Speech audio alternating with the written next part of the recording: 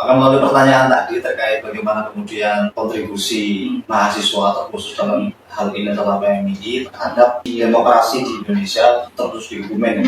Kalau berangkat dari wacana yang dibawa sama Pak Sopir bahwa PMI itu kuat dalam kultur pesantren dan membawa nilai-nilai keislaman juga kebangsaan. Dari kedua nilai itu kemudian bisa kita tarik bahwa ada dua sisi pengetahuan dalam hal ini yang saling bertemu dan kadang itu mendapatkan klaim dikotomis seolah-olah antara keislaman dan kebangsaan atau pesantren dan pesantren itu keilmuannya berbeda dan tidak terintegrasi. Padahal dalam ruang pengetahuan itu tetap ada satu muara, yaitu muara-muara pengetahuan dalam konteks kebenaran. Dari konteks tersebut, PMII berkontribusi dalam ruang pengetahuan ilmiah, di mana menemukan dua pengetahuan yang di situ dianggap berkontradiksi. Karena kita tahu bahwa ruang ilmiah itu bagaimana mengkonfrontasikan satu ilmu dengan ilmu yang lain, kemudian dicari benang merah. Dalam konteks demokrasi, kita mungkin bisa karena terlalu banyak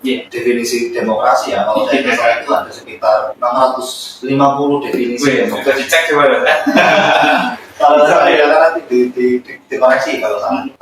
Yang sering digunakan atau digaungkan di Indonesia itu demokrasi adalah dari rakyat bukan rakyat untuk rakyat. Yang bisa kita tarik benang merah bahwa secara langsung berarti kekuasaan terbesar itu di tangan rakyat. Atau secara esensial demokrasi adalah bagaimana ruang-ruang pertarungan ide. Ruang-ruang pertarungan ide tanpa ada diskriminasi, tanpa ada represivitas atau pembelengguan dari pemikiran itu sendiri. Nah, ditarik dari awal tadi bahwa karena PMI sudah terbiasa pemikiran pesantren maupun kebangsaan yang di pesantren, di kampus dan sebagainya itu sudah terbiasa untuk menemukan dua hal yang saling berbeda, dua ide yang saling berkonfrontasi, mungkin dianggap berkonfrontasi padahal tetap satu jalur.